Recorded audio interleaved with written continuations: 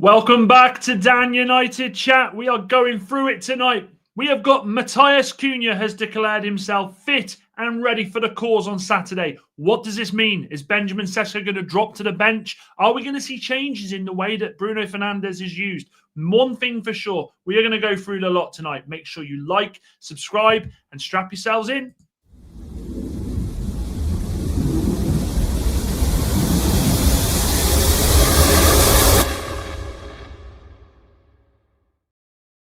Yes. Welcome back, people. Welcome back. I hope you are well. We have got to talk about this tonight.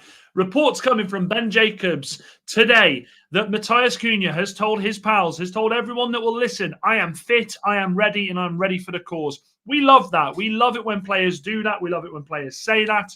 But this leaves so many questions. Is there now a Cunha-sized problem for Saturday against Chelsea for Manchester United? Now, we've got plenty to talk about with it tonight. The first thing we've got to discuss is, what does this mean for the team? What does this mean for what Amorim is going to do with his lineup when Chelsea come to town? We have seen so many variations of a front three. We have seen players played in positions where we didn't really want them to be playing. We've seen Sesko play twice for Manchester United from the start, and we've lost twice, albeit one was a draw, but we went out on penalties and against Manchester City on Sunday. This boils down to a big question. Is Sesko going to be the main casualty when it comes to the Chelsea game on Saturday? And this is where you guys get involved. This is where I want you guys to, if you're watching this back on playback, put your comments in the selection below there. I want to hear what you've got to say. I'll go through the welcomes in a minute. There's plenty of you there already. But first and foremost, what I want to get straight into is this, where are we, was the first game of the season against Arsenal, should I say. This is how we lined up in that first game. Now, a lot of people tell me, a lot of people like to remind me that this was probably our best game. This was probably the best that we played this season. And there are two glaring things in here. The first one being that Bruno Fernandes is playing central midfield. And the second one is that Cunha is used as a striker up top. Now, we spoke about this earlier on in the week, but I want to get your opinions, because the more and closer that we get to this game, the more and more that you read that he is in trouble. And I mean Ruben Amorim. He has literally been told 3 games, if you read some of the reports. Is he going to revert back to this starting lineup? Maybe chuck Mazraoui there. We'll go through who I think is going to be in there. But the main thing is, will we see a front three where Šeško is not playing as striker? Will we go with the false 9 movement? I want to know what you guys think. Let me get rid of this a second. We will come back to this, I promise. Couple of hellos. So straight away, I want to shout out to Wahaha. Good to see you, mate. Wahaha. Good to see you, mate. We missed you last night. Hope you're well. Chappie, good to see you. Ben, great to see you, my friend. Evening, Anthony. Steve-O, always a pleasure. Never a chore. Moxie, the OG, good evening. He is back in individual training, but he won't be ready for Chelsea, I don't think. We'll unpack. We will unpack. If Cunha is fit, he has to start. He is just what we need. Evening, Jamie. He says, evening, Dan and everyone. Hope you're all well. And Wahaha says, I checked how Carrick set up his 3 games being caretaker. 3 completely different formations. And more importantly, drop Bruno. Look, Bruno is going to be the sticking point. Bruno is going to be the talking point of this game. He is, because we know the last game against Manchester City didn't cover himself in any glory. You would like to sort of say that at the end of the game, when he was pushed into the 10, he looked a bit better. We know Bruno Fernandes isn't a central midfielder. However, what we are left with now is, if Cunha does make it back fit. I mean, there were reports he was ready for Man City, but they didn't want to push him in there.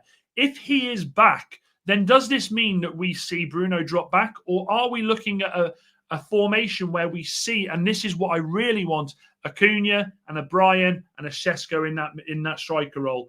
I think this is what Manchester United need to be looking at moving forward. We need to be pushing this narrative. We've got these players. We've brought these 3 attackers, and they are yet to start a game together. So I want to see this so bad. I absolutely want to see this. What I will ask you is, if Cunha is fit, and it's a big if he is fit, does Cunha just walk back into this team? Now, we lost against Man City, and a lot of people, me included, what's that on my top? But that's a bit of my drink, that is. We all said that we were crying out for Cunha in this game, but at what cost? Because the flip side of this is for Cunha coming back, and we have all picked teams. You know, I will happily put on that we put later on. We put a team where Bruno was pushed into that 10 role. We pushed him into there, and we brought Kobbie Mainoo into that central midfield. For the fact that Cunha could be back, it screams terrible news for Kobbie Mainoo, because Kobbie Mainoo is waiting for that opportunity. Kobbie Mainoo is dying to have that opportunity. When you talk about impressive cameos, this was an impressive cameo when he come off the bench at the weekend against Manchester City. So at what cost does Cunha walk back into this team? At what cost? Because we know that Bruno isn't a midfielder. We know that this isn't working. The thing that worries me, and I said it before, is that I think you will see Ruben Amorim, if the reports are as what they say they are, I think he will panic himself into maybe going for that front three revolving. Now, Mason Mount, we're not sure how long it is until he is back in the squad. We don't know if he's even ready for the Chelsea game. I'd like to get him back as quick as possible, because he has been one of the bright sparks. But I think this is where we see the variation, guys. This is where we'll see the whole change. Now, if Cunha's back on the bench and Mount is back on the bench, well, then I don't think we need to worry so much. I really don't. The only thing I think I would be worried about personally is if Ruben Amorim decides to keep Mazraoui on the right and push Ahmad and keep him in that 10 role, which, let's be honest, Ahmad was so ineffectual in that game on Sunday. I don't remember him touching the ball more than 10 times. We need players that are going to take this game to Chelsea. We need players that are going to push that Chelsea line back. Chelsea will be licking their wounds, but the thing that we need to remember, Chelsea played football last night. We haven't played since Sunday. So there we go with the fitness already. Manchester United having the full week to get ready for this game, to train, to work on what's been going wrong. And let's be fucking honest, a lot has been going wrong. Whereas Chelsea played away at Bayern Munich, probably would have got back today. They'll probably train today, maybe train tomorrow, and then it's Saturday. This is where the European fixture list and the heavy workload really could come to Manchester United's aid this season. Now, I don't want to be that fan that says, thank God we haven't got Champions League because we've got more time to rest. But do you know something? The start of this season hasn't been good enough. So we need to take any handout that we can get. Is that handout in the form of other clubs playing so much football that they will be tired? Probably. Remember, from the start of this season, it hasn't just been 4 games in the league for a lot of clubs. It's been four games in the league, 1 in Europe, a Carabao Cup tie for some, and also international football. So some players have already played 7, 8 games already in this short season. We're not even halfway through September yet. So there's so much that we need to unpack with this. There's so much that we need to ready ourselves for, because I still think that there could be a moment on Saturday where that team is released and Kev and I are sat on the stream going, what is he doing? Why has he picked him? Who is he playing there? Why is he pushing this narrative? When managers are under pressure, and we've seen a lot of managers under pressure in the last few years at Manchester United, what do they always do? They revert back to what they know. Now, we know he can't revert back to what he knows information-wise, because it is all he knows. It is all he's played. But I think this season has shown that I think he rathers that false 9 playing in the front 3. I think he likes the idea of Cunha starting up top, maybe dropping down and allowing someone to go up there so he can come and get the ball. This, as much as I hate to say it, has probably been where we've played our better football. And I don't like that, because Sesko, I think, needs the opportunity. I think the fact he didn't score against City means nothing to me. This lad needs to be put back on the field so he can score. Napoli are playing tonight against Manchester City. Watch Rasmus Højlund go out there. In fact, does Rasmus Højlund start tonight, chat? Let me know, because I don't want to lose where I am here. Have a look and let me know if Rasmus Højlund's starting tonight. Let's go back through some of these comments quickly. He didn't look better, not really. Just that City stopped playing. Bruno was still wasting balls every time he tried something. Moxie, good to see you, mate. Thanks for dropping in. And yes, make sure you like and subscribe. Was talking about the lineups earlier today, says Ben. Interestingly, best when we came was with the basic was with basically Casemiro in the middle as a back three, as a hybrid centre-back, centre defensive midfielder with Maino and Bruno in front of him. It's not going to work like that. I don't think they'll do that, will they, mate? I don't think they'll do that. Couldn't Sesko play a bit deeper behind the 10s? Don't mind Cunha up front. Definitely don't want to see Bruno at an 8, says Steve.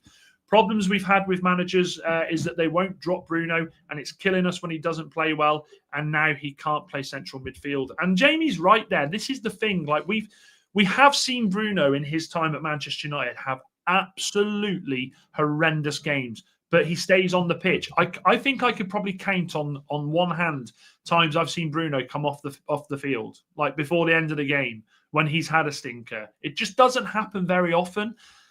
For Amorim to have the balls to drop Bruno this weekend, it would be a massive statement. But I go back to what I'm saying about playing what you know and using what you know and using the players you trust in these moments.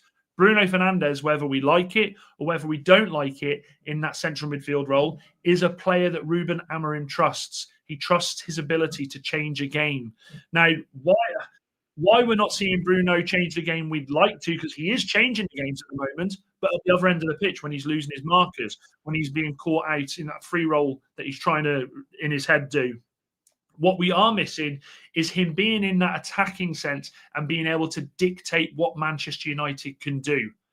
Cunha has already proven in his short time at Manchester United that he is a player that will pick the ball up, he will run at defenders, he will try and bring players into the game, and he will shoot. We saw against Burnley, Bayinde played that long ball over the top. He brought the ball down beautifully and had that spin shot.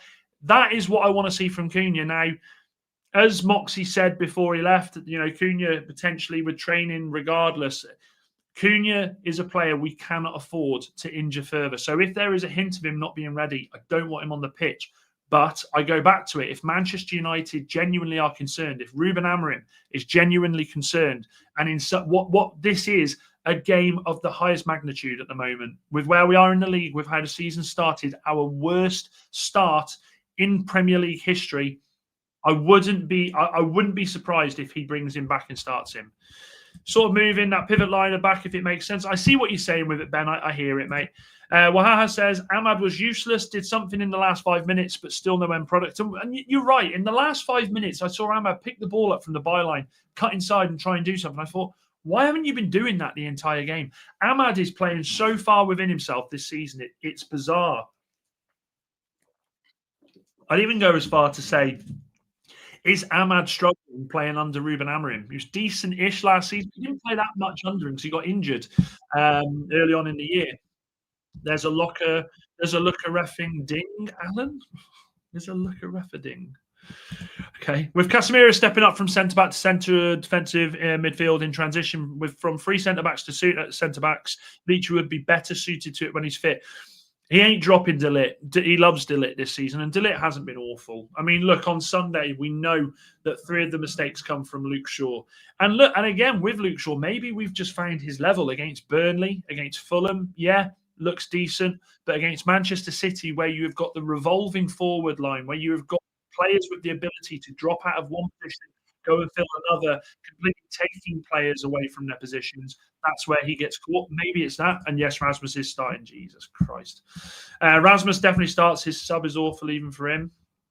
Jesus. Evening, everybody. I wish Amorim can show us he's a top manager by changing formation and personnel. Otherwise, he is a one-trick pony. And look, Andy, I've had my say about Ruben Amorim. I've cried my tears about what is going wrong at Manchester United. But ultimately, come Saturday, well, from now, we have to get behind the boys. We have to get behind the manager, and we have to make sure that we are showing a united front. I've got Chelsea fans just trying to banter me in chats, telling me that we're a joke of a club and we're finished. And I'm like, yeah, your club's just admitted to 74 charges of breaking the law, mate. Don't come to me with that. Do not come to me with that. Now, the question I'm going to ask, and we will do a poll. We like a poll on this channel. We absolutely love it. It's simple. Nice and simple. If I can get to the bloody keyboard. Has Sesko done enough to start up top this Saturday? Has Sesko done enough to start up top this Saturday? Now, I think it's just our curse as Manchester United fans, but we are getting rival fans saying Benjamin Šeško is shite, he's rubbish, he's this, he's that. I don't think Benjamin Šeško has had a fair run at the green. I think for us to expect him to have played against Manchester City, where he didn't really have any support, he didn't really have anybody giving him anything to do. I don't think you can rate this. You can look at this guy and rate his ability on one game. I don't think you can rate his Manchester United career on one game. I think against Chelsea, he will get more chances because this Chelsea side, yes, they have some ballers in there. And by God, do they have some ballers. That midfield of Caicedo, of Enzo, you've got Neto, you've got João Pedro. These players are quality. But defensively, I'd argue I don't think they are as secure as people think. And we'll do a proper preview about this tomorrow. Of course we will, when we've got the pressure. But I just think Manchester United on Saturday, we have to play without fear. We have to play without fear. And bringing Benjamin Šeško out of this, I think would be catastrophic. I think it would destroy his confidence at Manchester United. We have to let this lad build into the way that we play football. We have to allow him to build on the players behind him, begin to trust the players in an in-game scenario. In training, anybody looks mint in training. You can put me in training and I do something, you go, oh my God, he looks quality. But the fear element has to go. Old Trafford on Saturday will be rocking.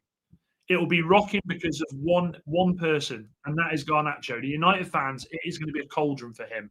The United fans, I think also, we've seen this before when they get behind a manager.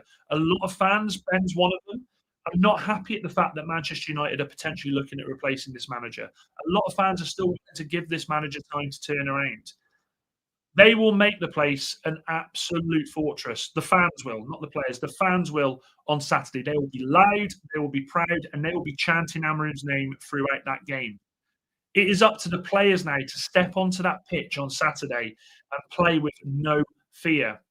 But I go back to what team will we exactly see line up?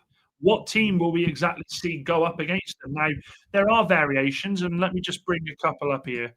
Let me just bring... Is that the one? This is the one. Let me just get off this a second, Andy. This is the one that wouldn't surprise me. I mean, we've got our team, which I'm happy to put up in a second. But if Cunha is fit, it wouldn't surprise me if this is the starting lineup on Saturday. Sorry, it wouldn't surprise me if this is what he went with. If he's bold, and if he doesn't go for this tried and tested false nine bollocks, this is what I could see him doing. And this team, as much as I don't like the formation and I don't like Bruno Fernandes in that midfield, but let's face it, he is not going anywhere. I think that's what he does. I don't think he starts Lemmy. I still think that Lemmy's a game or two away from starting. I just can't see a world where he doesn't start being there in this game. I think after everything he's been putting him in and he's been backing public, it just wouldn't make sense after the Manchester City game for him to just suddenly drop him. I hope I'm wrong, but this is the team. This is the team that I think he will start. Straight away with this, Cunha and Brian, I think, would be their creative best for Sesko. I think they'd bring him into the game more. What we need from our wing-backs is these two wing-backs to be bombing up there and putting the ball in the box. Now, Dorgu had so many attempts on Sunday against Man City to get that ball in a decent area. But as much as we go at Dorgu, if you watch the game back, and I did, as much as it broke my heart, I saw so many times where that ball was ready to get chucked in that box, and Sesko was the only player in there. Sesko was the only person. You still have people bombing, trying to catch up there. Now, with this, you're not going to get a Bruno Fernandes bombing as quick as he can because he isn't that quick. You're not going to get a Casemiro bombing to get in there because, again, he isn't that quick. So at the moment, all we're relying on is Mazraoui, Brian, and Sesko to be in that box. Now, it frustrates me because when we see other teams play us, they absolutely fill the box. We saw Grimsby do it. We saw Arsenal do it. We saw Fulham do it. We saw Man City do it. So there has to be work on overloading that box once we're in an attacking position. I don't know if we slow it down to try and accommodate it, or I don't know what. But we do need to do that. I'll bring this team back in a second. I just wanted to bring that with you. Let's go through some more of these comments here. Warbzo says, I think he's starting regardless. He needs experience, whether he's scoring a goal or not. It's not like anyone else is scoring. Manchester United at the moment are just same old problem, isn't it? We had these players brought because we wanted them to be the difference up the pitch, and it just hasn't happened. Let me just take a sip of this. Hang on, I'm gonna have to take a big gulp because on this diet you have to drink 3 liters of water. I haven't drank a single fucking bottle. I haven't drank anything, so just bear with me a second.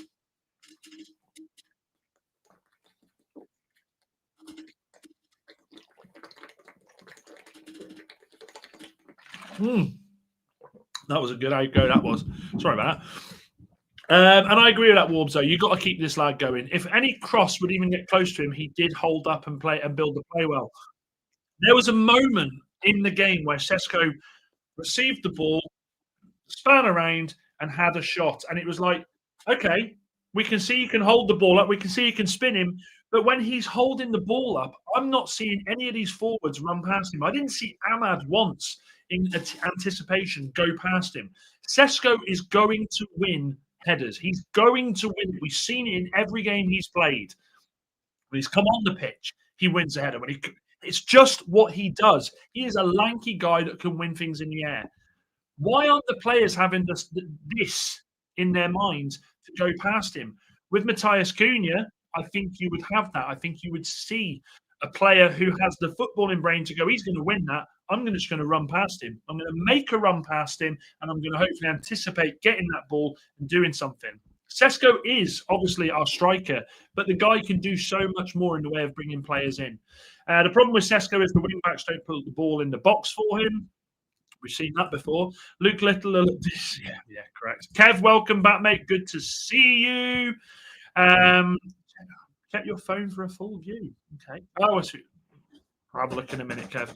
Hi, Steve. Thanks. What's the Discord channel? Oh, right. Yeah, we will be doing Discord. Do you know something? Life comes at you fast, and at the moment, I'm so fucking busy. I was afraid of this. Thank you, Wolfie, for the raid, my love. Thank you very much. Cheers, Dan. Loving Amorim this season. Tim, I'm loving Big Hands already. You know, he's been there 2 games, and I'm loving what I'm seeing. Bruh, you better believe it. Butlins in 1 week. Cannot wait. Amorim in. Look at him. And welcome, Raiders. Thanks for joining. Make sure, if not just for the lols, you make sure you smash the like for me, please, people. And yeah, there you go. Sub to Wolfie's channel there. Amorim in and give him the key to the city. You gotta love it. And Subra, good to see you, my man. Good to see you. So yes, let's get back to the conversation. Anyway, I tell you what, my bloody mates is doing my head in tonight. It's doing my head in, I tell you, chat. So in the formation that we're going to be playing, which, let's be honest, we know that the formation is going to be the 3-4-2-1 or the 3-4-3, regardless of what you say. With what we've seen so far this season, the one thing I think we can all agree on is that in that midfield, we have lacked energy. We have lacked pace. In this game, what I want Amorim to do is be fucking brave. Be brave with what you're doing. Don't overthink the situations. Don't play with fear, which is what I've seen from this manager in the last couple of games. I've seen this in the last couple of games, which is fear. I want to see him put Kobe Mainoo in there. I want to see him put Kobe Mainoo in there. And I want to see this lad be given the license to run that midfield. And when I say run that midfield, I know Casemiro could be playing. Casemiro is a Champions League winning midfielder. He has won everything. He is incredible. But giving someone the license to run the midfield means giving Kobe Mainoo the opportunity to be the man to pick the ball up and to spray it and to start those attacks. We saw him against Manchester City do just that. Pick up the ball, take a player on, start an attack, get into a position. Bruno Fernandes isn't doing that in central midfield. He isn't. We have an identity crisis that is tearing the club apart at the moment. And the identity crisis, it isn't a hard one to fix. Just play the players in their formation. Cunha is a problem. He is a problem. But he's not the problem that if you've just joined are thinking I'm trying to say. Cunha is a problem in the sense that if he's fit, then any hope that we had of Bruno pushing up and playing in that 10 will evaporate. because he will play in that central midfield role. It is so simple for Manchester United to fix this up, and I can't believe as football fans, there's a lot of Forest fans in here as well, so I'd love to hear what they say about this. It is so simple to fix this up. Just play a player where they should play. You play a player where they have been effective for the club for the last 7 years. Bruno Fernandes has been, whether you love him, whether you hate him, has been one of the best players in his position in the Premier League for years. He has. Consistency has been key in his game. He has dragged Manchester United through the mud, and he has dragged them to over the line in plenty of football matches. Essentially, what you're doing is you're putting a bloke in a position he doesn't like, in a position he's never going to master, and you're taking away the creativity that helps us push forward and score goals. So this Sunday, he has to be strong. If Cunha isn't fully fit, then so what? Don't start him. Let's not do that. We've been there before with Martinez, where we race someone back. We try and put them on the field. We think, yeah, they're the answer to our problem. You know what happens? They pull up, they get injured for even longer, and then we'll have scratching our asses, slapping our heads, going, that's it, he's out for a longer while. It's frustrating, but this is football. Let's go through some more of these comments. Oh, yeah, mate. Love this lad. Love this lad. Hammer him in. Thank you, Ellie. Thank you. And if you are new, by the way, make sure you like and subscribe. It definitely helps the channel out. We are trying to push to that 2K journey. I can only do it with you lovely people spreading the love and making sure you spread the word. Will he end up another Rasmus in this system? He needs service and support. Let's check how the vote's going actually with this, because we've got at the moment, let me just check it. So we've got 67% of you are saying that Sesko has done enough to start up top this Saturday. It's a good question. It is a good question. Will he end up as another Rasmus in this system? He needs service and support. Look, we have already seen it, and this is the cross we bear as Manchester United fans.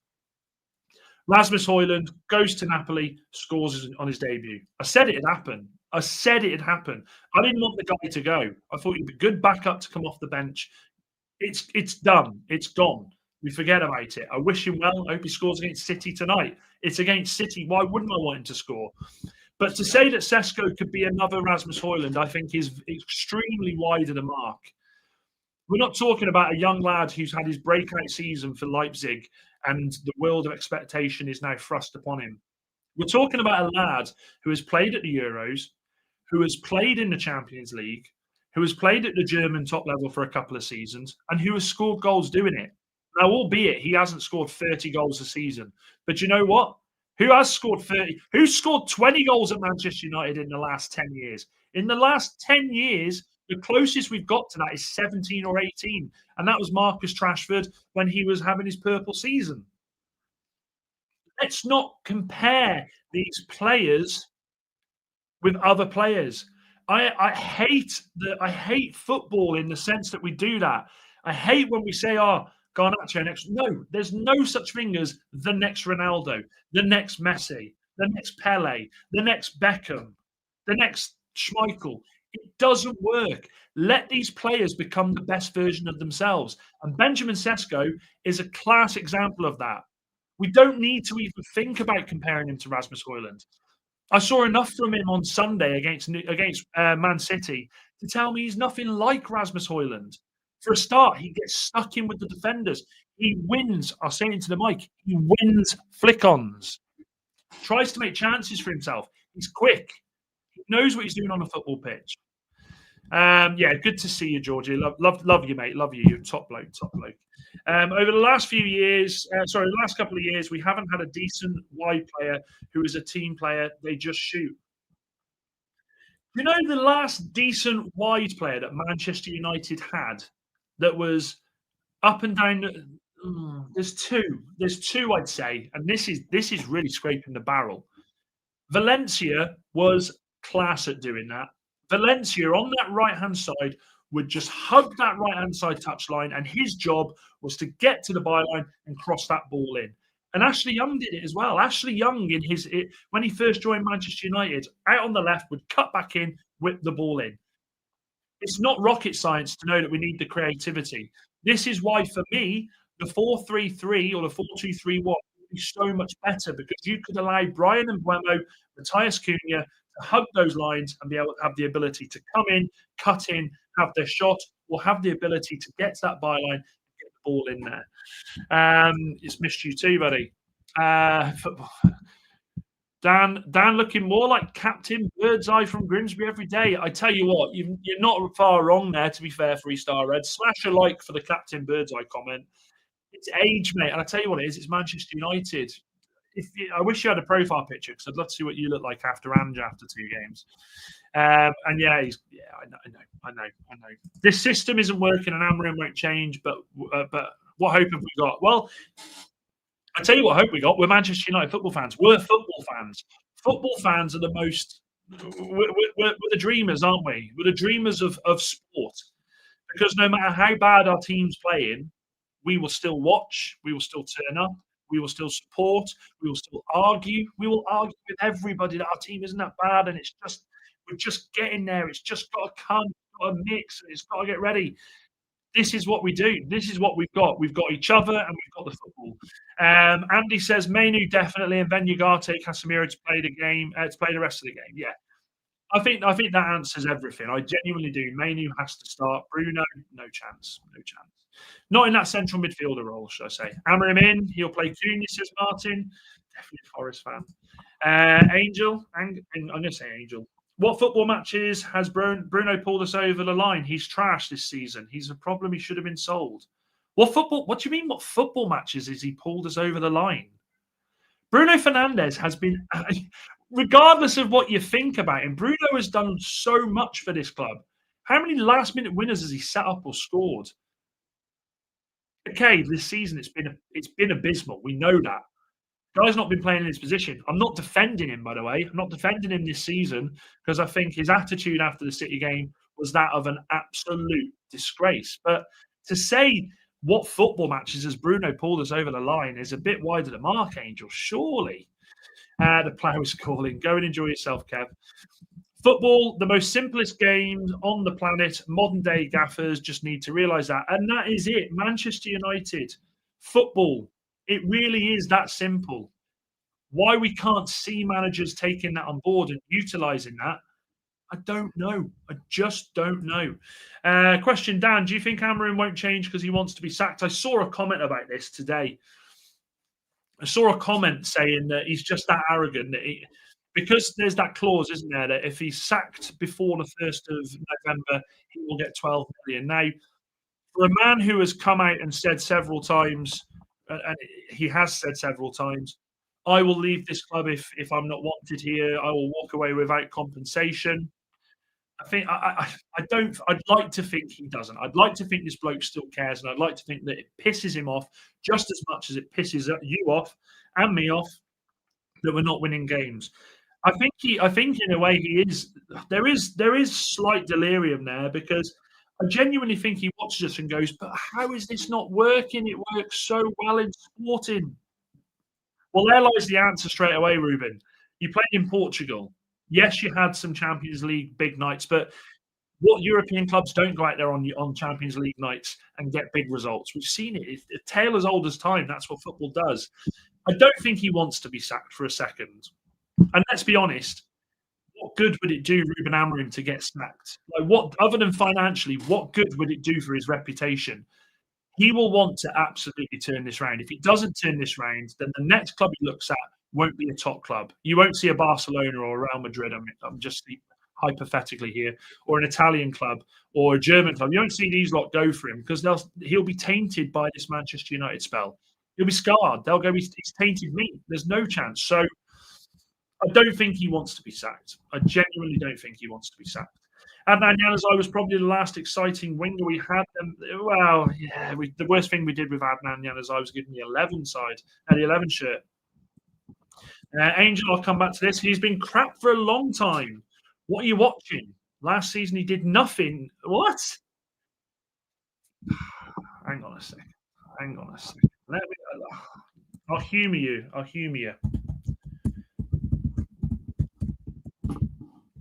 humour you, Angel. I will, because I'm in a humouring mood. I am in a humouring mood. 2 seconds. Let me just bring this up for you. Let me bring this up. Right.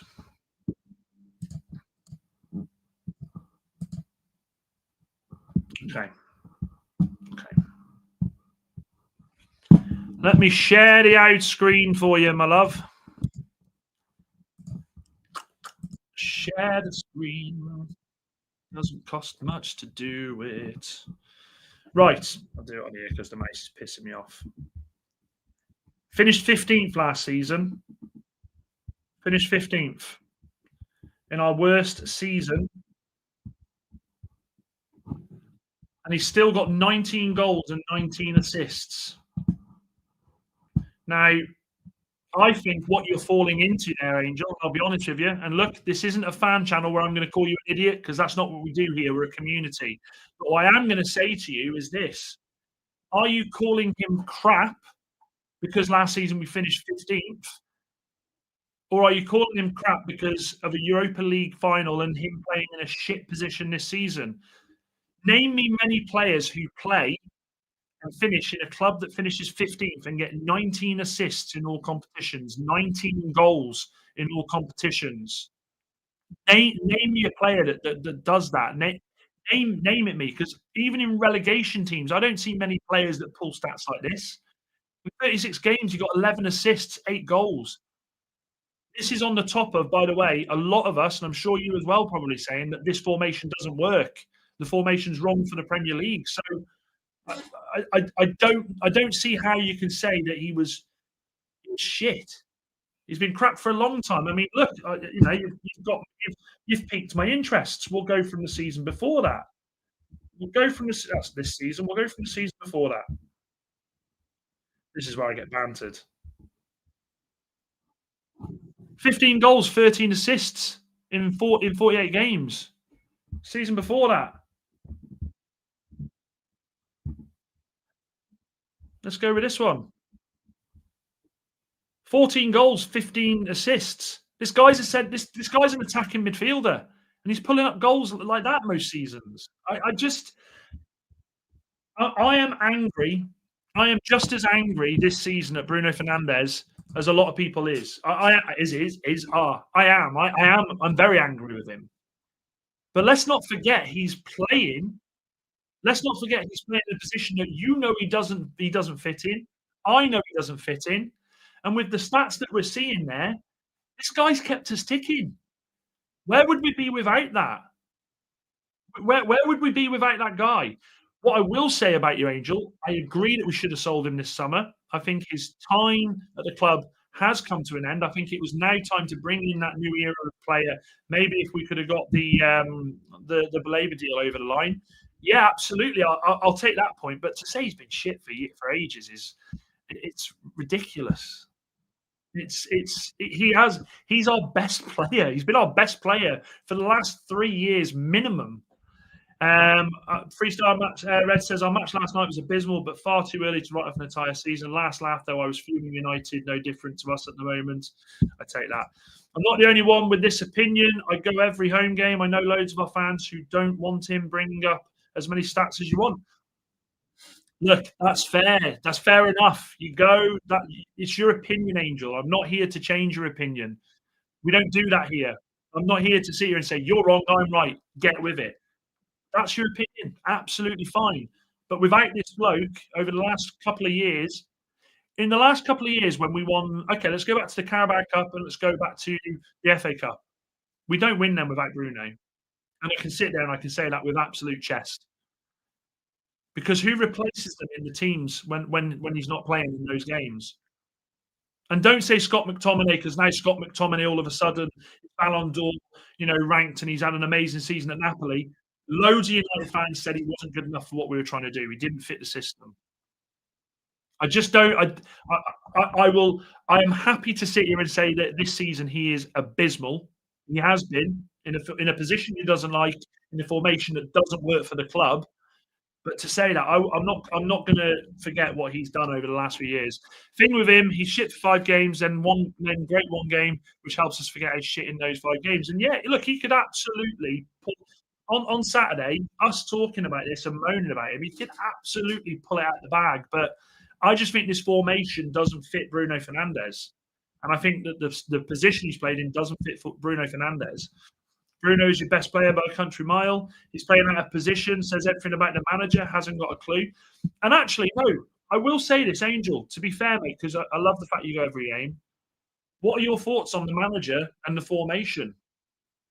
What are your thoughts on the manager and the formation throughout all this? Because obviously you don't like Bruno. That's fair. That's your opinion.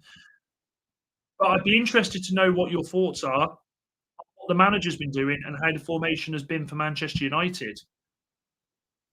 Answer that for me. Please, if you're still here, Angel, please put a comment in there. I want to know what your thoughts are on that. My God, Bruno Fernandes catching strays for the last couple of years. That was not on my bingo card.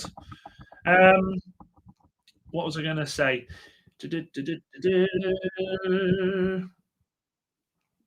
Yeah, okay, perfect.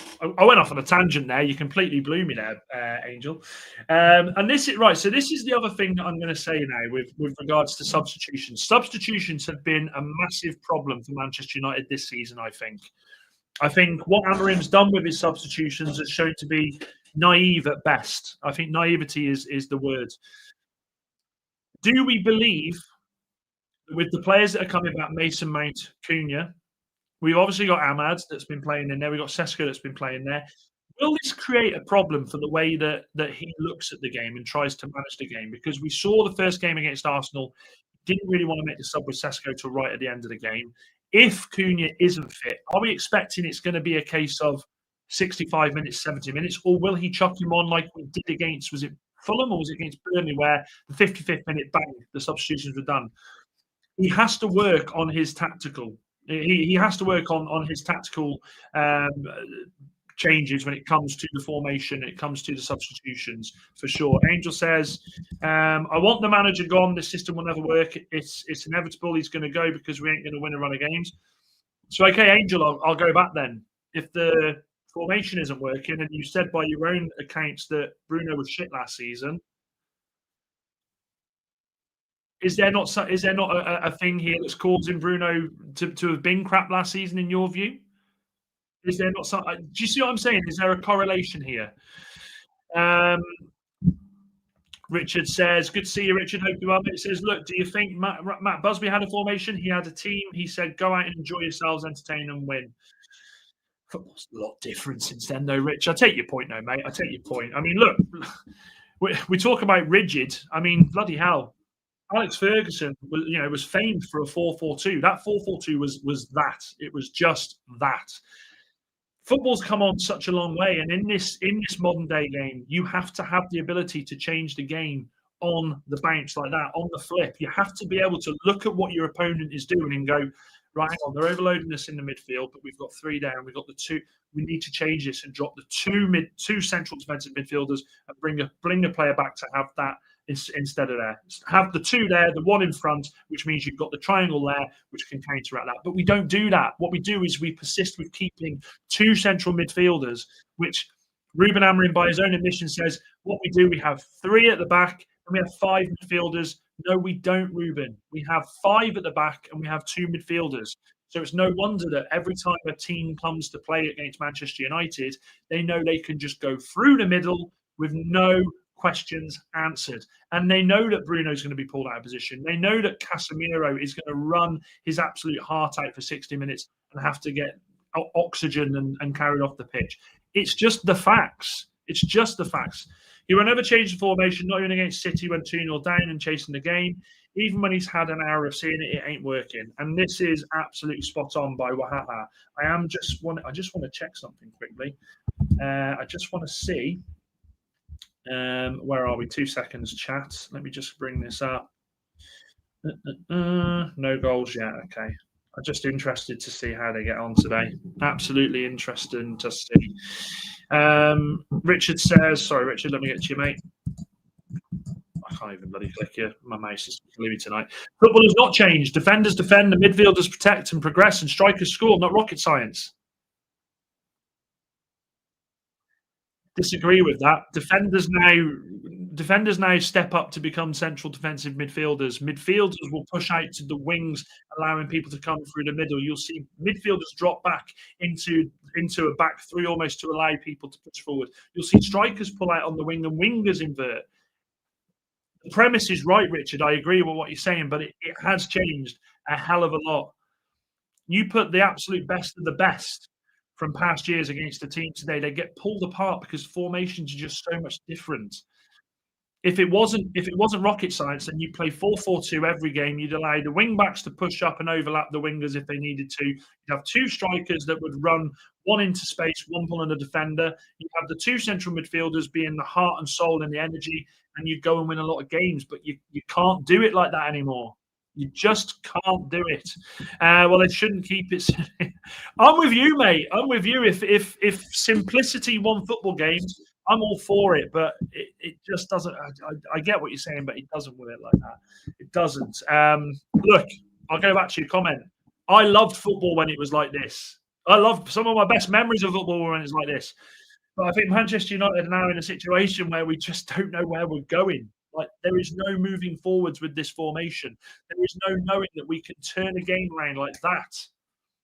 We've had managers in the past that if it was going against us, they do something and flip it. Sir Alex Ferguson, I've been there so many times where we've been 1 goal down, 2 goals down. I turned to Kev on Saturday and said it. We'd be 2-0 down in the 75th minute, and I'd still be sat there under Sir Alex Ferguson going, we ain't out of this yet. We get a goal, we're right back into this. At the moment, under Amorim, when we go 2 goals down, I think, oh my Christ, lock the doors, don't let any more come in, because this could be 5, 6, 7, 8. This could be the next step song. Yeah, this could be the next step song. So I don't think we've got the manager who is able to change things in the game and make things more forward. When I say it sounds basic, but pushing people, going for it, throwing the kitchen sink. Instead, when we're 2-0 down, he takes off 2 defenders. He takes off a defender, brings on Harry Maguire to slow us even further at the back and loses us the game. If Amorim gets sacked, do you think it affects his stock of being a top manager? I absolutely do. Andy. What the fuck that is. I think when you're sacked from a top club, and it would be such a short time of him doing it, it's not very often that managers come back for it, I don't think, and go on and become absolute superstars. I can think of 2 off the top of my head straight away now that went and got sacked. No, actually, you could say 3. Jose Mourinho got sacked by Chelsea, went on and won the treble with Inter Milan, went to Real Madrid, but he was already world class. Brian Clough got sacked at Leeds, went on and did amazing things with Forest. And of course, Sir Alex Ferguson. Sir Alex Ferguson early in his career, but this was more. In fact, I'm talking bullshit. That was as a player. Don't listen to me, chat. I'm knackered. But the main one would be Nigel Clough, I think. Brian Clough. Nigel, fucking hell. Hang on, let me splash some water. Fucking hell. When I watched us win in 68 at Wembley, everyone played a part, and they did. And Richard, the one thing I'll say, mate, about the boys in 68 is this. We've got a crop of players now that don't have an ounce of passion, blood, sweat, tears, pride, and want to win that those boys had. If we had just an ounce of that, we'd be fine. But I see a group of players now that when the going gets tough, they fucking go. And what they do is they look around and they go, what are we doing? What? Harry, what are we doing? Ruben. Why is Ruben rocking on the bench? Ruben, what are we doing? Jamie says, yeah, I love them days where we could come from 2 down. Yeah, look, I mean, Spurs, remember Spurs, 2-0 down, went on 1-5-2. Alonso probably had the best 3 at the back in the team with Leverkusen, and abandoned his 3 at the back when he got to Real Madrid, and now he plays 4-3-3. Do you know what I mean? Great managers have the ability to adapt. They adapt to their surroundings. What does a wild animal do? A wild animal adapts to its surroundings. It looks, it goes, right, I'm a lion. Right, hang on a minute. I'm on a mountain here. What the fuck am I going to do? I'm going to be a hunter. Yeah, I'm going to hunt those rabbits. Got them, mate. Adapt, overcome, and adapt. or be left behind. Wahaha says top manager. He scanned some trophies in Portugal. Who? I didn't say he was a top manager. Are we talking about Mourinho? I don't know. Okay, Dan, can we talk about Harry and why he's not playing up front? The man scores goals. He should be a striker. United would be the biggest panic club in the world if they did that. We sacked Eric Ten Hag because he was not adaptable. This guy is doing the same thing. And yeah, Richard, you've got to be you're spot on with that. Eric Ten Hag's biggest problem was he was arrogant to such a degree. He would do things just to piss us off. He would play players just to piss us off. I think, look, the proof's in the pudding. How many managers?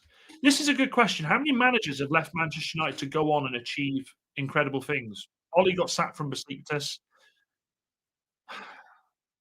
Mourinho won the Europa League, no, the Conference League with Roma, didn't he? Was it the Conference League? Could you say that's really achieving much? Ten Hag, 2 games into the job, absolutely sacked. It's weird, isn't it? And this is kind of, have I just solved the biggest problem at Manchester United? The biggest argument? Have we just solved it live with you people here? We talk about if I had a bloody bug on my hand. Is that a bug? I mean, it's a freckle. We talk about players leaving Manchester United and going on and having great careers. What do managers do when they leave Manchester United? Do they go on and win trophy after trophy and become world beaters and legends? Have I just solved it? Amorim will end up at City when Pep leaves if we get rid of him. Absolutely not, Jamie. City wouldn't touch him. City wouldn't touch him. I tell you what, I saw fucking Paul Merson. Paul Merson. If I want advice from Paul Merson about Manchester United, I'll ask you, mate. Shut the fuck up. Saying, Ruben Amorim. Ruben Amorim, the thing is, well, you know, the thing is, he'd be great at Chelsea. He'd be terrific at Chelsea. I said, what are you talking about? Ruben Amorim's system doesn't work in the Premier League. He wouldn't do it at Chelsea. Chelsea are barely doing it with Maresca. They're not. They won the World Club Cup. We'll give them that. Where are we? Andy says, these players can turn this around if they pull together and play, Andy, but do you trust them to do it? I agree our players are not committed to the shirt. They absolutely aren't. Amorim, okay, yeah, Mourinho is the top man. Of course he is.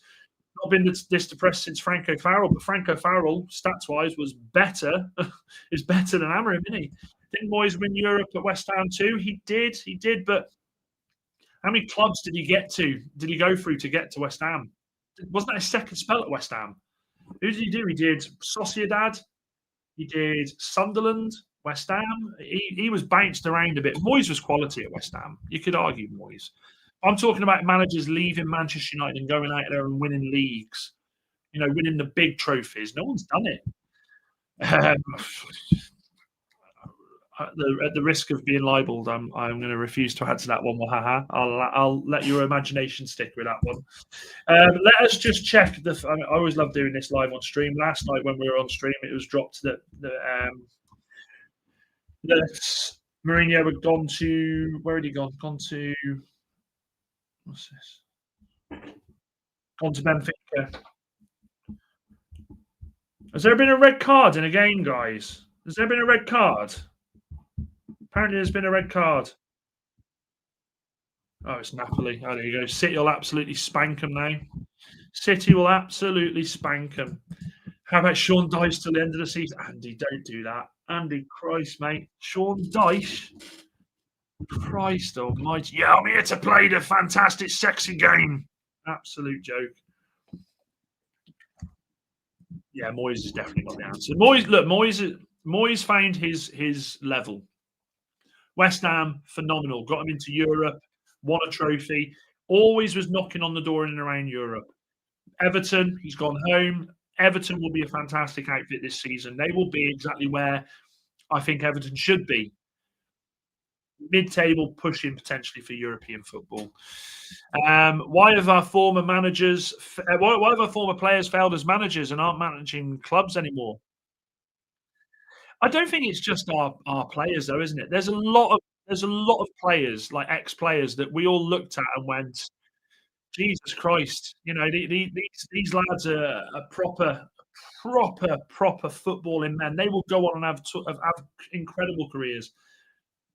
I don't see many English lads do it.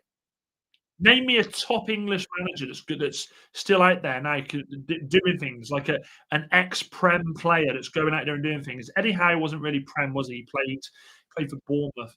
But is there any ex-managers like English players that you look at and you go, they're doing things? Lampard's at Coventry. Gerrard can't keep a job. There's not many. Oh, Di Lorenzo, last man tackle, fair enough. Nah, definitely not Nuno. Don't want Nuno.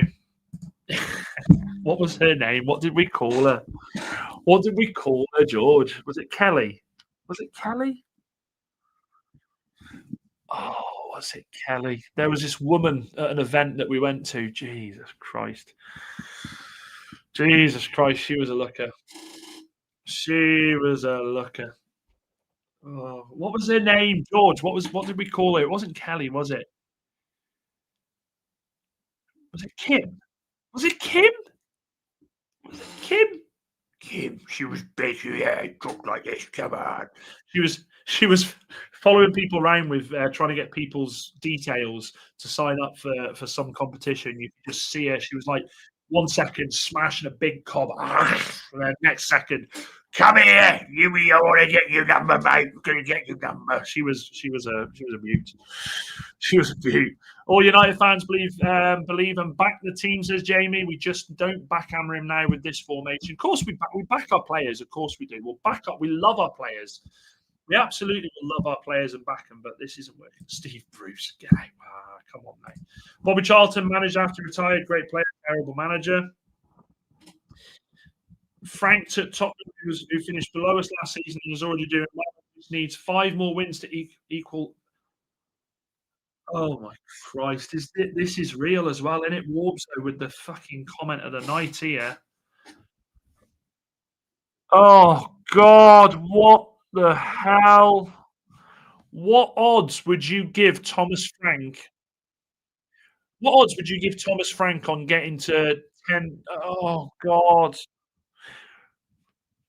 What odds would you give on Thomas Frank overtaking Ruben Amorim's Premier League win record before Christmas?